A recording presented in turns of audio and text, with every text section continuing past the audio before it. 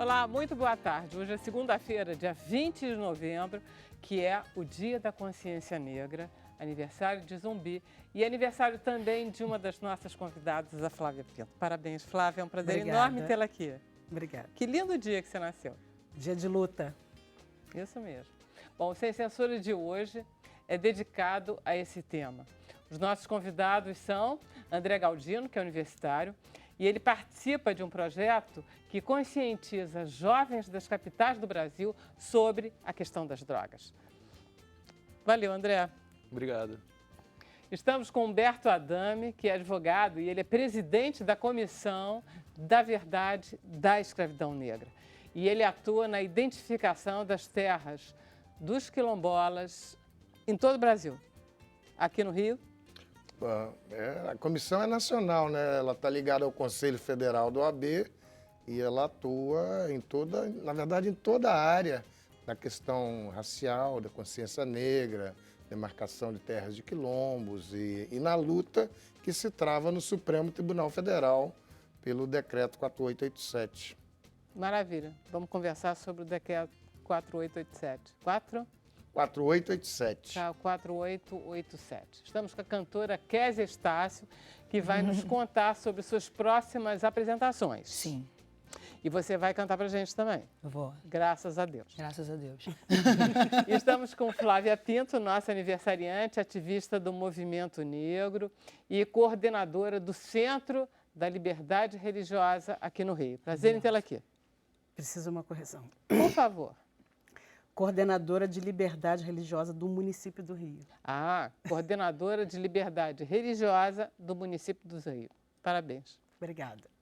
Bom, vamos então começar com a Kézia. Vamos começar logo na música. O que você vai cantar pra gente ver? Eu vou cantar uma música chamada Festa dos Pretos Novos, do meu parceiro André Moato, uma música autoral. E eu espero que vocês gostem. Ah, vamos gostar. Apresenta os teus... Apresento. Prazer em tê-los aqui, ambos. Na verdade, nós somos o Meneó. Esse é o André Moato, compositor da música, e o Nando Mota, que não é o compositor da música, mas faz parte do trio. E a gente vai cantar para vocês Festa dos Pretos Novos.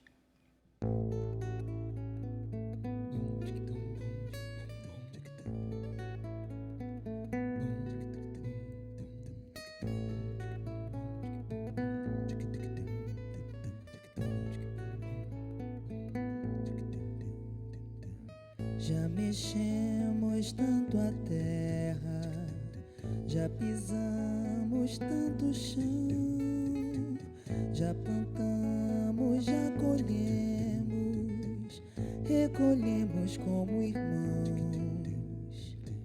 Já cruzamos terras, continentes, oceanos.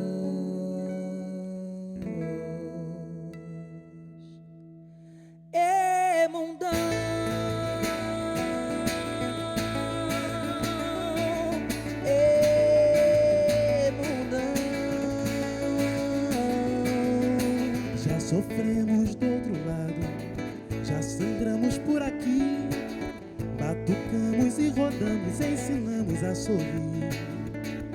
E agora é o tempo de limpar, todo pranto deve apenas ser lição. Levantar sem mágoas e olhar de frente, somos a vanguarda da expressão. Podemos peitar um rei que não sabe o seu lugar. Somos capoeiras e não vai ter golpe pra nos derrubar. Vem pra festa dos pretos novos, entre e fique à vontade, dance e viva a verdade. Liberdade e calor, e o canto é feito de paz, o toque é feito de amor. Aonde você chamar, eu vou pra festa dos pretos novos. Entre e fique à vontade, dance e viva a verdade. Liberdade e calor, e o canto é feito de paz, e o toque é feito de amor.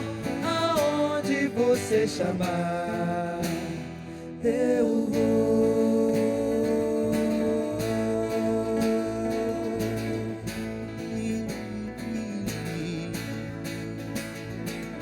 E agora é o tempo de limpar. Todo pranto deve apenas ser lição. Levantar sem mágoas e olhar de frente. Somos a vanguarda da expressão. Podemos peitar um rei que não sabe o seu lugar. Somos capoeiras e não vai ter golpe pra nos derrubar.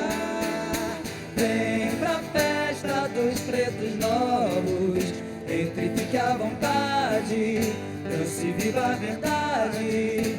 Liberdade e calor, e o canto é feito de paz, e o toque é feito de amor. Pra onde você chamar, eu vou pra festa dos pretos novos. Entre e fique à vontade, dance e viva a verdade. Liberdade e calor, e o canto é feito de paz, e o toque é feito de amor.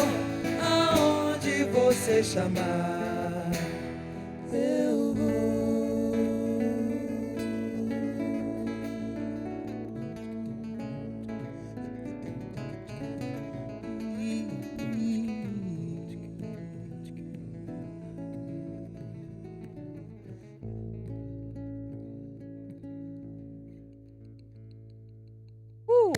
Que lindo! É lindo, lindo, lindo. Muito bonito, né? Linda. É verdade que vocês nunca tinham se apresentado Nunca. antes? É a primeira vez.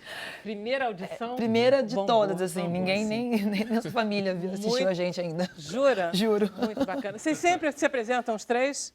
É a primeira vez mesmo. É real, é real. Cara, é nasceram real. para fazer juntos. É real, é porque a gente está em cartaz, com musical, e a gente aproveita para estudar e trabalhar junto. Então a gente tem tempo para ficar junto, mas ninguém nunca viu a gente cantar na vida real. Que a musical é primeira esse que vez. vocês estão em cartaz? Rio mais Brasil. E tá onde em cartaz? Agora a gente está em São Paulo, mas se que Deus bacana. quiser a gente volta pro Rio. Não, mas é bacana São É. Paulo. Não, A sim, gente mas gosta. é porque tem muita gente no Rio que não viu ainda. A gente ficou pouquinho tempo aqui. A gente estreou aqui, viajou, ficou... A gente fez uma turnê de semanas em alguns estados. Em São Paulo a gente fica um mês. Mas o Rio é onde a gente começou. Vocês já se conheciam antes? O André, a gente fez Beth Carvalho musical. Ah. E o Nando, a gente fez The Voice. Ah, tá. A E minha aí, ligação nesse com os dois, musical, é. vocês aí começaram a juntou trabalhar os três, juntos. Isso. E aí, Isso. dentro do musical, a gente se encontrou musicalmente num outro lugar. E assim nasceu o Meneó, que somos nós, nosso trio. O que quer dizer Meneó? Meneó é um pedaço do alfabeto baianês. Ah, é? É. E é uma letra? É, porque é diferente, né? Eles falam diferente. A, B, C, D, L, M, N, P. A gente viu, eu vi, na verdade, a camisa de um amigo que é Meneó, baiano. M-N-O. É. Ah, A gente é- M-N-O, mesmo francês. A gente é muito legalzinho, né? Que ótimo. Vocês estão, então... Adorei isso. A gente tá estreando aqui pra vocês. Muito bom. bom. Gratidão. A gente vai Felicidade. continuar ouvindo você no final, aí vocês Sim. cantam uma outra? Sim, a outra dos dois. Tá bom. Então tá. Vamos lá conversar sobre a nossa atual situação dos quilombolas em todo o Brasil. Como vamos? Há em curso no Supremo Tribunal Federal uma ação de declaração de inconstitucionalidade, que é a ADI 3239, onde um determinado partido político pretende a declaração de inconstitucionalidade do decreto 4887. O decreto Esse decreto 4887. ele prevê, estabelece a forma de demarcação das terras quilombolas. Isso já vem acontecendo há algum tempo. Vários ministros já votaram, o julgamento está suspenso e agora vamos caminhando. Já votaram 5 ministros, 6 ministros. E agora encaminhamos para o final da Corte do Supremo, que são 11. O último ministro pediu vista, estamos vendo se até o final do ano vai ser julgada. Mas aí só é julgada a constitucionalidade do decreto 4887. Eu tenho dito, e lá eu funciono como amigo da Corte. Tá. que é o amicus curiae, que é uma forma de você intervir no processo do controle de constitucionalidade do Supremo sem ser autor ou réu. Você só vai lá Uma e espécie dá... de consultor. você dá a sua opinião para o juiz, oferece laudos, oferece a sustentação oral. Mas, de qualquer maneira, você está a favor da constitucionalidade. Exatamente. Só do que decreto. nós acho que nós precisamos avançar, porque a política quilombola ela está parada já há muito tempo nesse debate se o decreto é constitucional ou não. E ela precisa sair do papel. Você vê, tem 5 mil comunidades quilombolas já reconhecidas. Você acha que foi um Só pretexto 200. entrar com essa arguição de constitucionalidade no Supremo para justamente... Ah, sim, mas isso já tem alguns anos, que já está essa entravada aí. Como eu dizia, tem 5 mil comunidades quilombolas reconhecidas, mas só 200 tituladas, que receberam o título de terra. Quanto tempo vai demorar para as outras 4.800 receberem o título da terra? E isso é um problema, porque as Isso comunidades vão se tá tudo desfazendo. parado, tá parado. Além do que elas começam a se desfazer também. Elas já vivem lá há muito tempo, mas é que não avança a política quilombola, né? E já não avança há algum tempo. Nos 3 últimos governos, ela está paralisada e tem sido muito lenta a realização dos laudos, o avanço diz que está há quanto tempo? Há anos. E que ainda está no 5º ministro votando, está difícil. Não, a ação é mais de um tempo para cá. A lei, o decreto 4887 é de 2003. E aí, logo depois, surgiu a arguição de inconstitucionalidade. Mas o que é preciso fazer? Há uma federação nova, que é a Federação Nacional Quilombola, que pretende ajuizar, não se o decreto é constitucional ou não, mas tirar artigos da Constituição e fazer eles acontecerem. Né? Não só julgar a constitucionalidade, é constitucional ou não é constitucional, mas fazer avançar essa política quilombola que está paralisada. Você acha que toda essa questão em relação ao trabalho escravo, isso também mexe um pouco com o movimento negro? É um outro mundo. O trabalho escravo é da questão da escravidão contemporânea, que necessariamente não está ligada à questão negra. Você tem escravos contemporâneos, bolivianos, o chinês da padaria. É um mundo onde se lida com o Ministério Público do Trabalho e a auditoria do Ministério do Trabalho e também há uma coisa muito interessante que é a Fazenda Brasil Verde. É uma sentença da Corte Interamericana que chegou a conhecimento aí o ano passado e nós estamos dentro da Conferência Nacional do Advogado, no final de novembro, também vai ter um evento só para tratar dessa Fazenda Brasil Verde, que é uma condenação da Corte Interamericana do Estado brasileiro por conta do trabalho escravo contemporâneo. É a coisa mais recente que tem, Fazenda Brasil Verde no Pará. O Estado brasileiro foi condenado por não respeitar tratados internacionais e as leis que são aplicáveis à espécie. Esse é o mundo, que é o mundo do trabalho escravo contemporâneo. E ainda tem a parte da reparação da escravidão negra, que é a escravidão pré-abolição, que é o que lida a Comissão da Verdade. A Comissão da Verdade da Escravidão Negra, ela liga de que forma com essa história da reparação? Ela lida exatamente, que é mergulhar no passado e buscar a história do Brasil que foi apagada nesse tempo de escravidão. Então, você veja, nós conseguimos já... Não é que ela tenha descoberto. Muitas vezes os fatos já estavam descobertos nos departamentos de história, mas só poucas pessoas sabiam. Como, por exemplo, o Quilombo do Campo Grande, que ia um quilombo maior do que o de Zumbi dos Palmares, que ia de Minas Gerais até São Paulo. E em 1742, um bandeirante, Domingos Jorge Velho, foi contratado para liquidar a população quilombola. E ele fez isso e recebeu 83 quilos de ouro. Como é que sabe? Pelo recibo. E para apresentar a prova do trabalho que ele tinha que fazer, que era liquidar os quilombolas, ele levou as cabeças cortadas ou os pares de orelhas dos quilombolas. Ele apresentou 3.900 pares de cabeças cortadas ou pares de orelhas. Pares de orelhas ou cabeças cortadas. Como é que sabe isso? Porque tinha um recibo do dinheiro que pagaram ao bandeirante. E você vê, onde é que está isso na história do Brasil? Em lugar nenhum.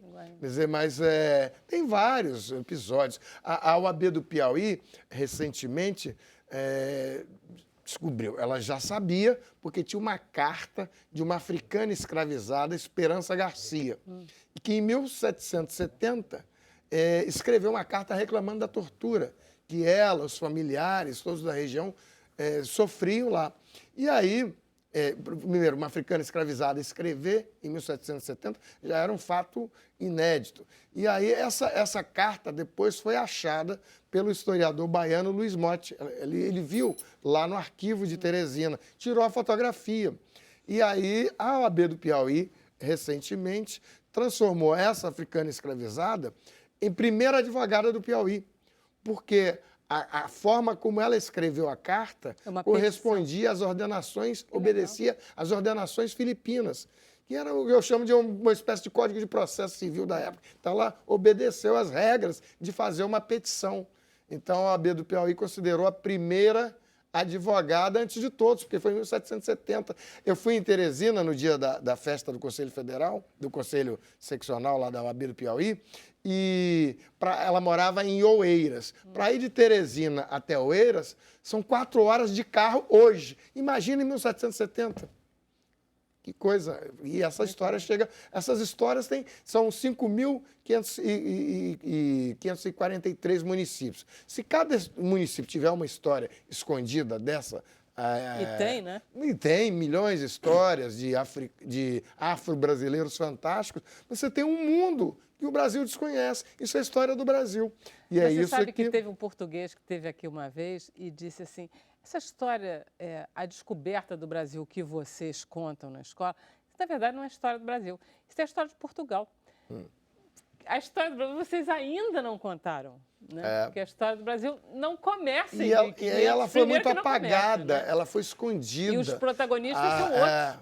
E especialmente a história dos negros escravizados. Ela tem sofrido um apagamento que é o motivo que o Brasil está nesse entrave que ele não vai para frente nem para trás há séculos. Porque essa reparação histórica da dívida da escravidão, ela tem que ser jogada na mesa, tem que se falar. É um país onde você acha que, por exemplo, as cotas, que foi uma coisa polêmica, por incrível que pareça, isso é um assunto resolvido hoje em dia? Não, as cotas é um pedacinho do pagamento da dívida histórica. Pois é. Mas é muito pequenininho. Muito pequenininho. Assim mesmo gerou tanta polêmica. Fala, tem uma questão importante quando se fala de cotas que todo mundo critica. Mas após a abolição, nós tivemos 30 anos de acesso negado à escola. Então, negado por quê? Porque não tínhamos o documento. Claro que não tínhamos o documento, porque foi queimado tudo, aquele processo que uns criticam Rui Barbosa, mas não foi somente Rui Barbosa. Então, isso cria um déficit geracional que certamente nos alcança. Pais e mães, todos eles com dificuldade de inserção no mercado de trabalho, com formação profissional. Então, isso é preciso ser dito, que é uma parte da história também que não é contada, que não estão nos livros escolares. E até hoje, a discussão das cotas, primeiro foram as cotas para negros na educação.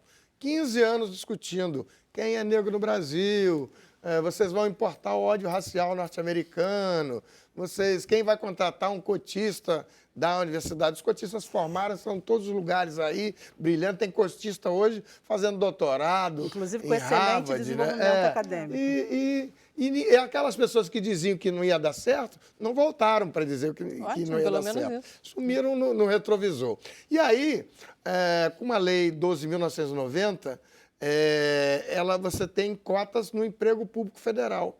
Começou tudo de novo a discussão nos tribunais, os juízes começaram a julgar essas cotas do emprego público federal inconstitucional. A OAB, o Conselho Federal da OAB, foi ao Supremo Tribunal Federal e fez não uma ação direta de inconstitucionalidade, mas, ao contrário, uma ação direta de constitucionalidade, para dizer que é a ADC 41, para dizer, olha, as cotas do emprego público federal são constitucionais. Então, inverteu o processo. E é isso que foi muito legal, porque enquanto você, no processo de declaração da inconstitucionalidade, tinha um monte de juízes de primeira instância declarando inconstitucionais, como o Conselho Federal correu e julgou em menos de 2 anos, o ministro Barroso foi o relator, e o Supremo Tribunal Federal declarou a constitucionalidade, nenhum juiz mais pode julgar a cota do emprego público inconstitucional. Maravilha. Porque ela é constitucional. Gosto muito desse sobrenome, Barroso. É. Vamos fazer um intervalo? A gente volta já com mais Sem Censura.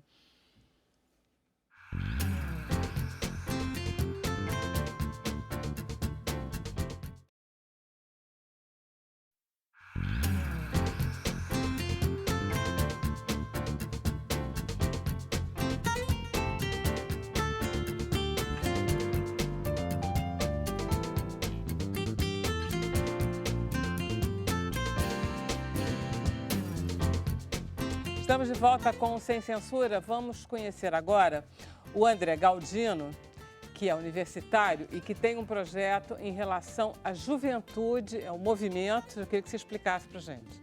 O que é um movimento? O Movimentos é um grupo de jovens aqui do Rio de Janeiro e um de Salvador. E são jovens das favelas, da periferia, que viram a necessidade de discutir políticas públicas sobre drogas, com foco na guerra às drogas, que a gente que sofre esses impactos, a gente entendeu que a gente, por mais que estivesse na favela, a gente estava sofrendo esses impactos, entende que esses impactos, os maiores lugares estão, as pessoas que mais sofrem estão lá, então a gente viu a necessidade de discutir sobre isso, utilizando o racismo como eixo principal dessa discussão. Ah, tá. Aí vocês, o que vocês fazem? Vocês se reuniam? A gente está reunido há mais de um ano, através do CESEC, que é o Centro de Estudos Segurança e Cidadania, da Universidade Cândido Mendes, coordenado pela Julieta Lembrugger. Então, a gente passou um ano conversando com diversos especialistas aqui de todo o Brasil, o Siddhartha Ribeiro, professor da Universidade Federal do Rio Grande do Norte. Quer dizer que se eu quiser fazer um debate sobre drogas, eu tenho que chamar Sim. você e você vai me dizer quem é bom nisso. Darty Ribeiro também, que é psiquiatra da Unifesp. E a gente... É isso. Eu continuo? Pode? Claro. Então, é isso. A gente entende que uma nova política de drogas é importante para as cidades e para a nossa realidade. E que esse debate é urgente. E essa guerra, para a gente, se mostra totalmente ineficaz. Você falou de Bahia, tem um baiano na história, mas Tem ele um está baiano. na Bahia ou ele está aqui? Ele está na Bahia e está aqui. Ele está fazendo o mesmo movimento lá, em Salvador. Sim, mas ele sempre está presente, ele sempre vem para cá, para o Rio, a gente discute, mas a maioria dos grupos Qual é a do posição Rio. de vocês em relação à política de drogas e à política de segurança? A gente entende que a legalização é um processo para uma discussão. Mês passado, por exemplo, eu estive na maior conferência de drogas sobre políticas de drogas nos Estados Unidos. Você foi lá? Sim, Onde foi? Foi em Atlanta. E eu, mais algumas pessoas do movimento estivemos lá e a gente participou dessa discussão e que focou principalmente na questão da reparação, que é o que ele estava falando. Então, tem o quanto as comunidades dos Estados Unidos foram afetadas nesse processo de legalização, e a gente entende que aqui no Brasil a favela ela tem que estar nesse debate, e as periferias.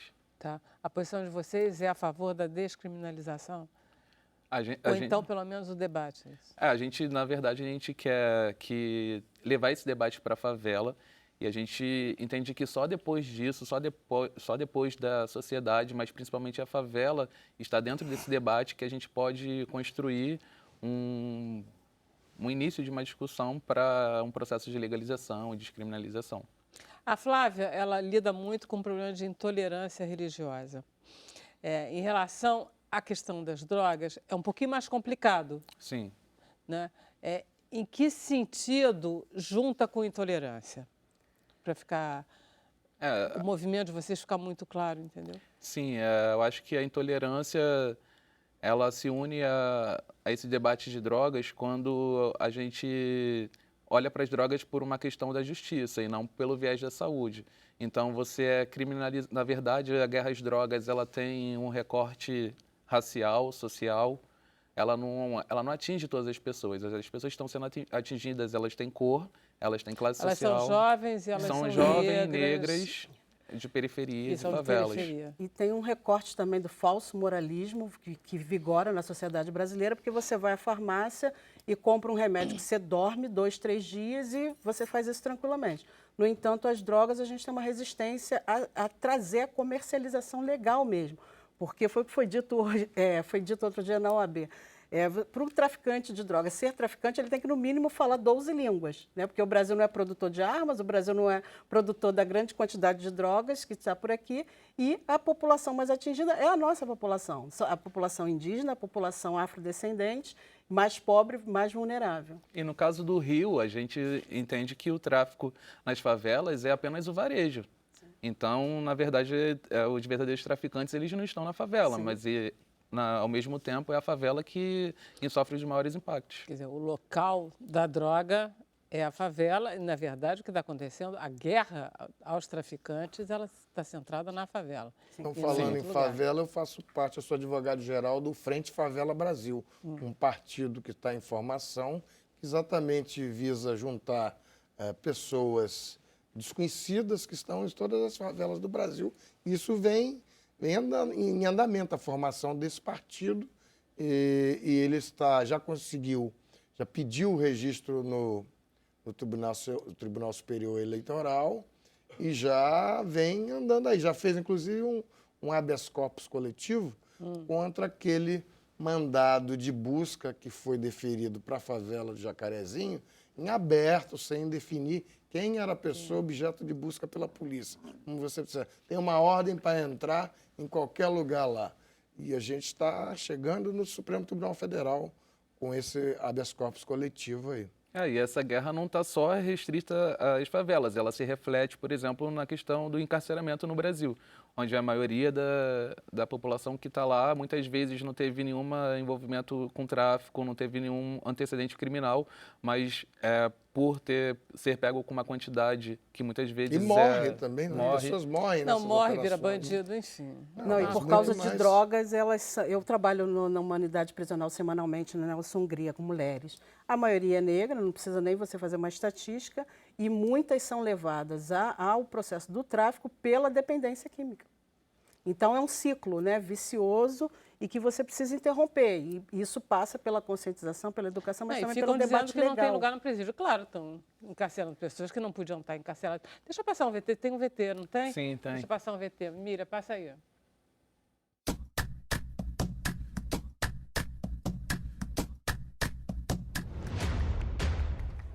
A guerra às drogas afeta o nosso dia a dia. Para nós, significa escolas fechadas, mudança na nossa rotina, medo de sair de casa e preocupação com o nosso bem-estar e o da nossa família. Em nome dessa guerra, o Estado justifica uma série de violações de direitos contra nós, jovens moradores de favela. Só que essa guerra não é nossa. Não fomos nós que decidimos que algumas drogas seriam consideradas legais e outras ilegais. Mas somos nós que morremos por conta dela. E nesse debate, a voz da favela continua sendo excluída. Falam sobre nós, em nosso nome, mas nunca ouvem o que temos a dizer. Temos muito a dizer.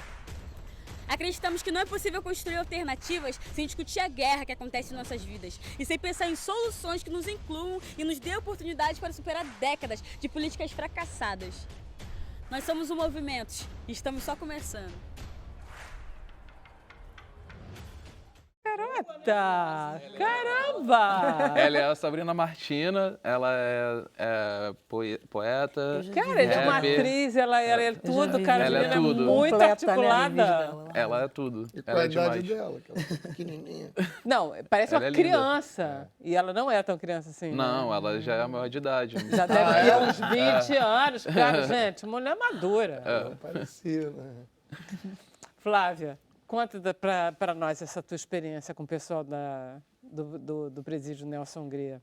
Até o presente momento, eu sou a única sacerdotisa de religiões afro-brasileiras dentro das unidades prisional de todo o Brasil. Foi você que foi lá e se propôs a frequentar e a dar assistência espiritual para essas mulheres? Foi uma orientação espiritual. Toda casa de Umbanda trabalha com algum público específico, criança, idoso, jovens, e o nosso público seria o público, de acordo com a orientação espiritual, de presidiários. Foi uma orientação e aí nós nos preparamos durante um ano. Alguns médiuns foram preparados espiritualmente, energeticamente, emocionalmente, para que pudéssemos adentrar, porque lá nós não trabalhamos com a manifestação, com o transe, com a incorporação. Então, são palestras sobre diferentes temas, sobre a ótica da Umbanda, pode ser morte, reencarnação, vida, aborto, dinheiro, drogas. A gente fala muito sobre drogas lá, inclusive, porque a maioria são usuárias, né? Então elas precisam entender como desenvolver ferramentas de enfrentamento, e aí o conhecimento religioso ajuda muito. O fato também de nós não sermos dogmáticos e também não trazermos para elas uma linguagem de que ela precisa fazer alguma coisa para então receber o nosso conhecimento religioso. Então elas não precisam fingir que não são homoafetivas, não precisam fingir que não são trans, porque são, não precisam fingir que não usam cigarro. Nós lidamos com elas de uma maneira muito verdadeira, entendendo que o processo de transformação ele é homeopático. Claro que mais rápido para umas do que para outras, mas é um processo. Então, para a gente é um prazer, a Casa do Perdão, que é o nosso terreiro, ela já faz esse trabalho há alguns anos já. Paramos durante um tempo, porque eu engravidei, depois engravidei de novo. E aí, amamentando e grávida não tinha condições, mas já retomamos e a gente tem um prazer. São minhas meninas do Nelson Hungria, mando um beijo para elas. Você é formada em Sociologia pela PUC, aliás, eu também sou. Ah, que bom, somos colegas. Mas eu queria que você contasse um pouquinho a tua vida, porque a tua vida é fascinante. Ela ri. Eu nasci com deficiência crâniofacial, né, que é labileoporina, então isso aqui tudo é uma costura, são 48 pontos, 5 cirurgias. Sou filha de traficante, meu pai foi assassinado, na verdade sumido, né? E minha mãe também foi assassinada quando eu tinha 10 anos e eu fiquei com ela morta dentro de casa, eu e meu irmão de 3 anos. Você tinha quantos anos? 10 anos, crime passional. Tadinha. E aí você vai se percebendo, fui criada pela família do meu pai, que é uma família não negra, então uma dificuldade bastante grande de me perceber como mulher negra, muito embora culturalmente, ancestralmente sempre identificada, cumprindo todos os protocolos católicos, mas indo para o terreiro, ficava doente, minha avó levava para o terreiro, aí a preta velha, a avó Cambinda de Mãe Helena benzia e falava, essa menina tem coroa de babá. Minha avó, descendente tem o quê? Tem coroa de babá? Coroa de babá, quer dizer que eu já seria era uma babá. E aí eu ficava doente, ela me levava e curava, voltava. Estava resolvido o problema, pronto. E aí foi indo. Na adolescência, eu um pouco me perco de mim mesma, né? Sempre fui muito geniosa, muito temperamental. E aí queria o samba, queria o charme, queria o funk, não queria estar dentro de terreiro, pleno sábado, como eu fico hoje o final de semana inteiro. Eu falei, não, vou beijar muito na boca. Fui fazer isso, sim, né? E eu falo isso com muita naturalidade, porque hoje eu tenho jovens no meu terreiro, porque eu entendo essa necessidade que o jovem tem. E depois de um tempo esse chamado foi mais forte, eu tinha alguns dons que foram se perdendo e tal, e até que começam as manifestações espontâneas, que são casos um pouco atípicos, pelo menos nesse momento. E aí nasce a Casa do Perdão dentro da minha casa, como vários terreiros começaram assim, e as entidades atendiam as pessoas passando na rua, sendo uma coisa maluca, ninguém chamava, eles vinham, e aí a Dona Maria estava em terra, e aí resolvi um problema da pessoa de erisipela, umas coisas doidas, assim. Foi muito difícil. Isso você em casa, sem frequentar nenhum terreiro? É porque eu não queria frequentar. Eu já entendi, você estava em luta contra esse negócio. Porque aquele negócio, tem que aceitar, é complicado mesmo, né? Não, mas tem um outro componente também, que hoje na luta contra a intolerância religiosa, eu debato muito sobre isso. Foi o fato também de ter frequentado alguns terreiros e ter visto coisas das quais eu não concordava. Com a falta de ética. De pessoas que, na verdade, não são religiosas e que até hoje, na verdade, elas contribuem para que a imagem da religião esteja tão pejorativa. Existe gente boa em tudo quanto é canto. Exato, existe padre bom, padre ruim, pastor bom, pastor ruim. Que é a questão da intolerância hoje nos presídios. Não é porque é religioso está salvo, muito pelo contrário, frequentemente às vezes. Exatamente, até porque a religião realmente é o ópio da sociedade. Se você não for uma pessoa de boa índole, você utiliza ela para, através da dor humana, manipular. E é uma função de poder. Você tem um status, de fato, sobre a vida da pessoa. Então, a questão ética ela é muito delicada. Porque uma pessoa que não está preparada nem para ter equilíbrio emocional para si própria, como vai doar para o próximo? Quer dizer, então você tinha essa noção ética, sempre teve, né? Sempre tive. Mas também eu tomei bastante pau das entidades para aprender a ter melhor. A Umbanda é uma religião assim. As entidades puxam nossas orelhas. O livre-arbítrio é uma coisa que, depois de um tempo, você que nasceu para uma missão de colaborar com a construção da paz, não é a missão, não é a revolução, né? A Preta Velha sempre fala, missão veio fazer Jesus, Gandhi, Mandela, nós viemos ter compromisso, só isso. Legal. Então, se você veio para um compromisso, você tem que abrir mão um pouco do seu livre-arbítrio, sim, porque você vai abrir mão da sua vida pessoal, da sua saúde. Eu contraí minha segunda tuberculose agora no presídio, né? Então, tem isso tudo, é um preço a se pagar. A segunda? É, a segunda. A primeira foi na farra, na época da gandaia, na época do funk. É. E a Foi segunda quando a agora. tuberculose voltou, né? E aí agora, a segunda agora foi dentro do presídio, porque é o local onde se concentra, né? Só perde para as favelas com as vielas maiores, como a Rocinha e tal, mas é o local que se concentra a maior população com tuberculose. E eu venci ela, tem 3 semanas que eu venci a tuberculose. Então é algo bem delicado. Mas assim, ainda pegando esse gancho da ética do sacerdote, essa questão da intolerância, que acho que você vai entrar nela dos terreiros que estão sendo depreciados, posso entrar? Pode, por favor. É tudo Então, e a gente tem debatido muito que essa questão, ela tem nascido, a evangelização do tráfico tem nascido justamente dentro dos presídios, que é um local onde as outras tradições religiosas não estão. Isso. E o que acontece? Muitas pessoas têm criticado, até houve uma manifestação aí pública a favor do fim da atuação dos evangélicos no sistema prisional. Eu fui a primeira a dizer não a isso. Os evangélicos têm que lá estar, sim, porque desenvolvem um trabalho fantástico. A média de prisão no Brasil é de 4 a 6 anos, então essa população volta para a sociedade. Se não houver nós religiosos lá, kardecistas, católicos, evangélicos, umbandistas e todas as outras religiões mais que queiram vir, a sociedade não aguenta, porque vai ser uma rebelião aqui fora. Eles saem piores, né? Exato. Se você não tiver religião. Mas só que tem que separar o joio do trigo, porque existem sacerdotes neopentecostais fanatizando, utilizando um discurso estilo Estado Islâmico. Eu falo isso já há alguns anos. Já foi criado um exército aqui no Brasil. Foi preciso entrar com uma ação dentro do Ministério Público para interromper isso. E o Estado Islâmico nasce exatamente da mesma forma. Pega-se jovens, pobres e miseráveis, desprovidos de direitos, porque a violência vem da violação dos seus direitos. Torna-se uma pessoa violenta aqueles que tiveram seus direitos violados.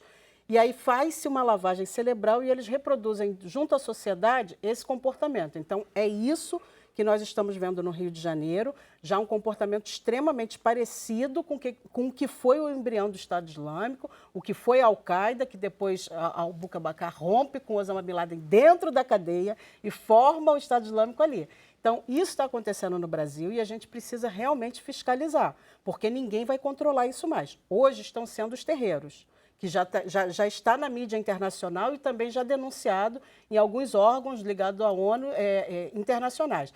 Agora, o Brasil precisa, de fato, enfrentar essa questão, é uma questão extremamente delicada. No Brasil e no Rio de Janeiro, nós temos a Lei 822, de ensino religioso. É uma lei extremamente delicada, porque a criança de colégio particular não passa por isso. E aí, a criança de colégio público, se não é ofertado para ela uma aula alternativa, como que essa criança vai ficar no horário vago?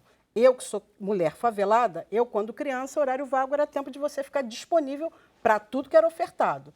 Então, isso vem sendo um mecanismo de ajudar a construir a mentalidade da intolerância nessas crianças. Qual é a sua ideia em termos de normatização, então, das aulas de religião na escola pública? O que você propõe? Hoje eu fui convencida pelo FONAPER, que é o Fórum do Ensino Religioso, de que a melhor maneira, já que a gente não vai poder derrubar uma bancada evangélica dentro do Congresso, nós não temos força política para isso, é você qualificar esses professores e não deixar como está. Que professor de biologia dá aula de religião, professor de matemática dá aula de religião. Ora, posso eu, professora de sociologia, dar aula de matemática? Não. Então, é preciso uma formação. E alguns estados do país ofertam a graduação em ciências da religião, que aí você vai trabalhar com o conhecimento da religião como ciência, porque ela faz parte do fenômeno da cultura humana, da natureza humana. E aí, assim, você vai combater... Considerando, sobretudo, que o Estado é laico, a gente gostaria um pouco de mais laicidade nessa história, né? A formação ajudaria muito. Se fosse preciso, se fosse exigido que o professor de ensino religioso fosse um profissional formado nessa área da licenciatura, já evitaríamos bastante conflito. O que a gente recebe nos órgãos que eu trabalho, na verdade, são denúncias inúmeras de professores que estão usando dogmas dentro de sala de aula, Mas é um pouco inevitável, né, Flávia? Quer dizer, você... da forma como a lei está, assim. Gente, vamos fazer um intervalo, a gente continua conversando com a Flávia na volta mais um pouquinho.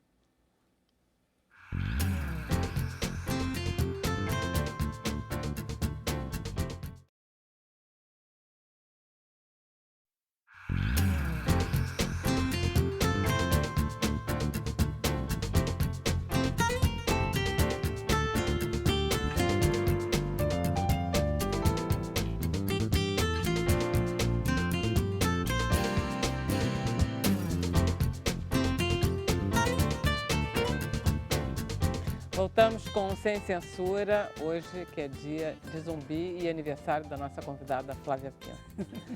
Flavinha, você é a atual coordenadora da liberdade religiosa do município.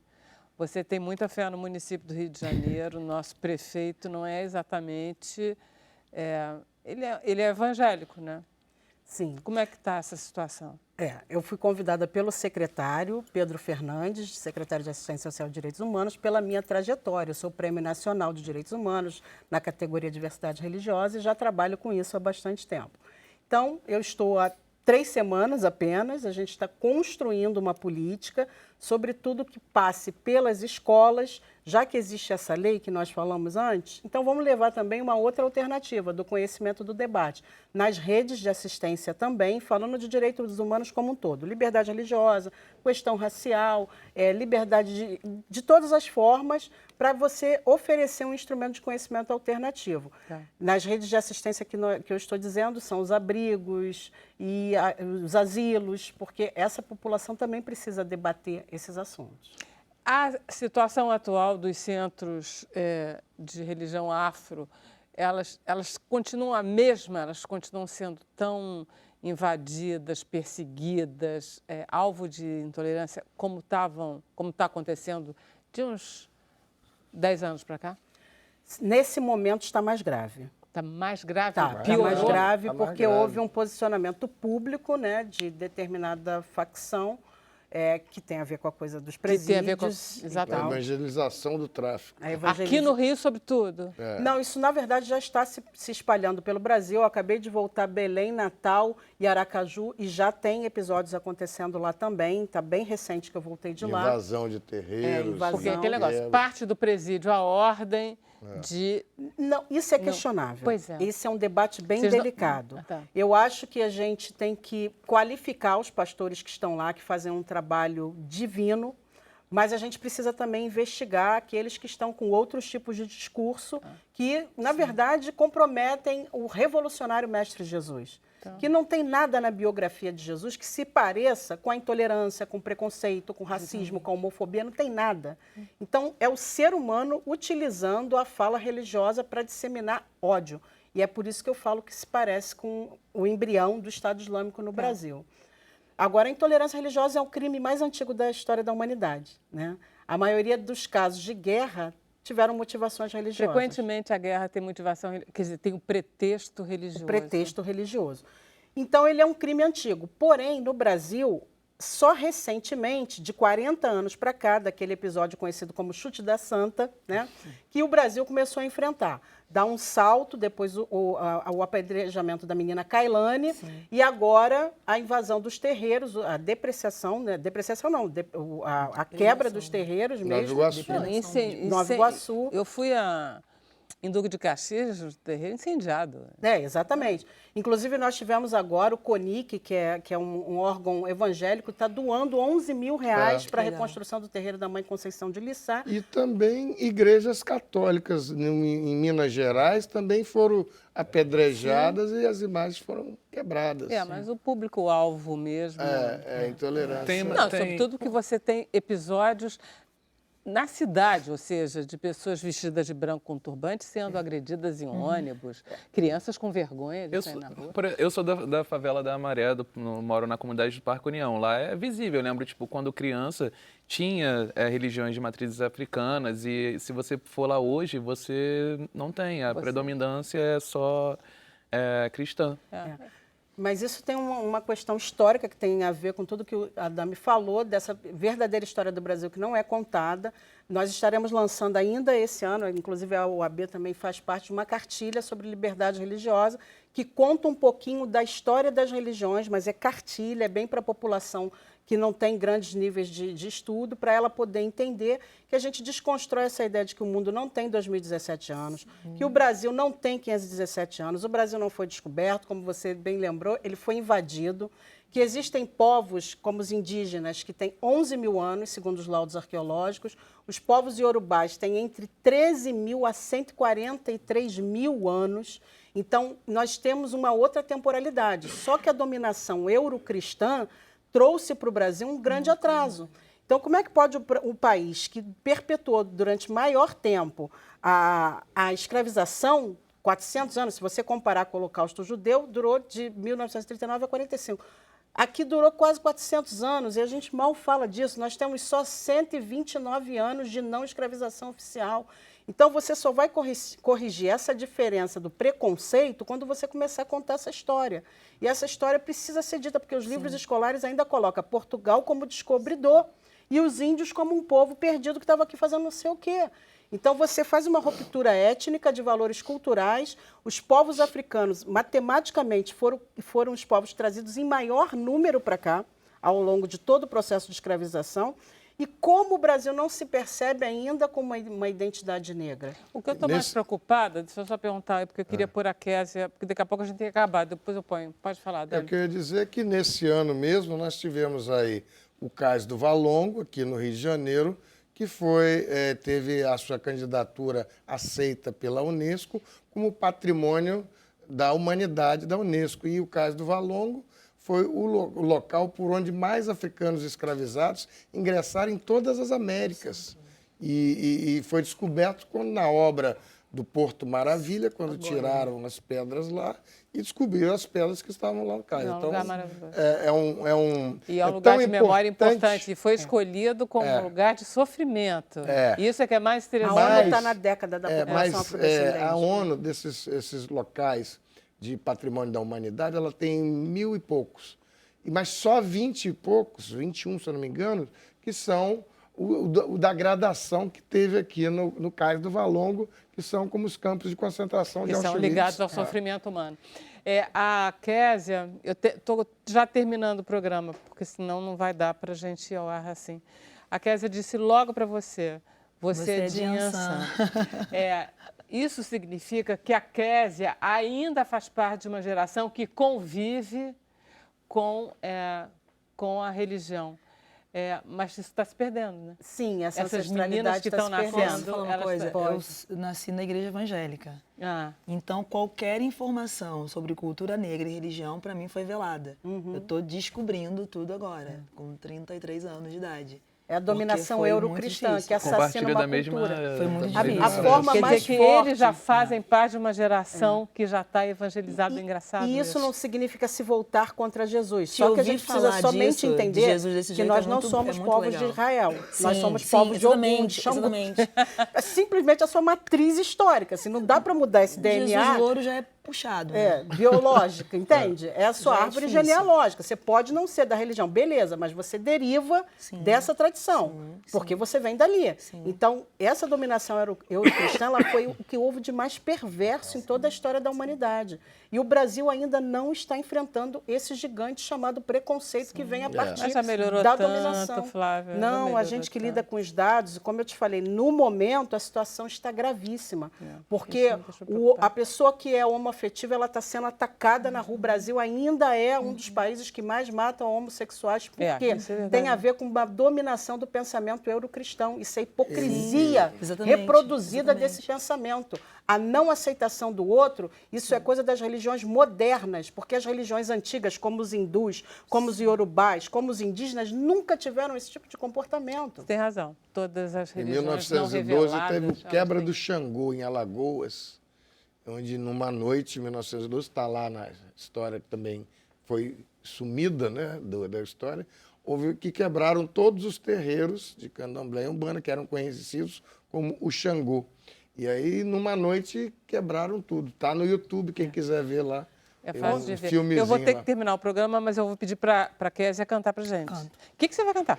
Eu vou cantar uma música que é o nosso nome, Meneó. Ah, legal. É uma Foram mu- vocês é. que fizeram? Na verdade, foi o André Foi e o André, Nando. né? André. Os três. Eles, Tá fa- bom, eles, tá bom. eles gostam muito Já de mim, mas entendi. é O do André André e do faz Nando. e vocês ficam dando palpite no que ele Não, faz. é do André e do Nando e eles são legais comigo. Tá bom, então é do Nando aqui. Beleza. Vamos lá. Deixa eu só agradecer, então, aos nossos convidados. Obrigada, André. Foi um prazer enorme. Flávia, foi uma honra. Obrigada. Adame, muito obrigada. Kézia, querida. Obrigada, Nando e adorei. André, Obrigada. muito obrigada a vocês que nos acompanharam de casa. Amanhã a gente volta às 5 horas da tarde. Até lá. Viva Zumbi!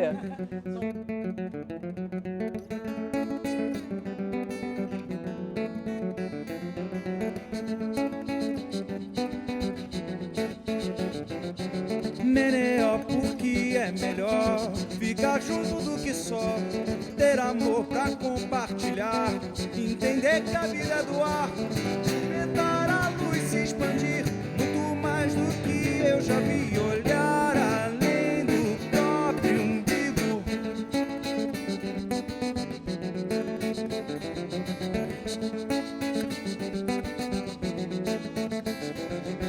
Ver a injustiça e lutar pro sorriso se valar, é sentar para respirar quando o calo apertar, é a mente esvaziar para o coração transportar e assim cuidar de todo mundo.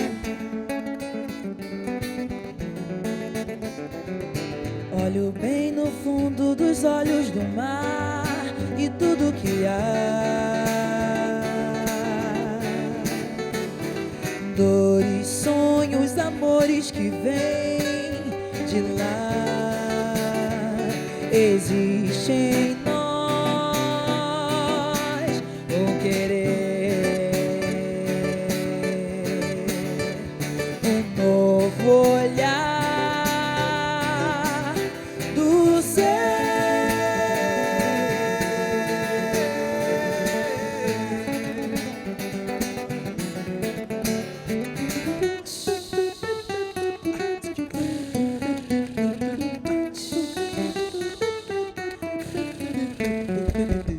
Olho bem no fundo dos olhos do mar e tudo que há. Dores, sonhos, amores que vêm de lá. Existe em nós um querer, um novo olhar do ser.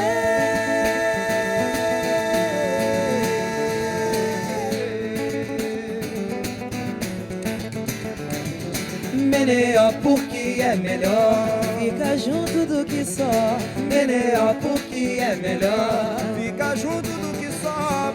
Meneó porque é melhor Ficar junto do que só. Meneó porque é melhor. Porque é melhor.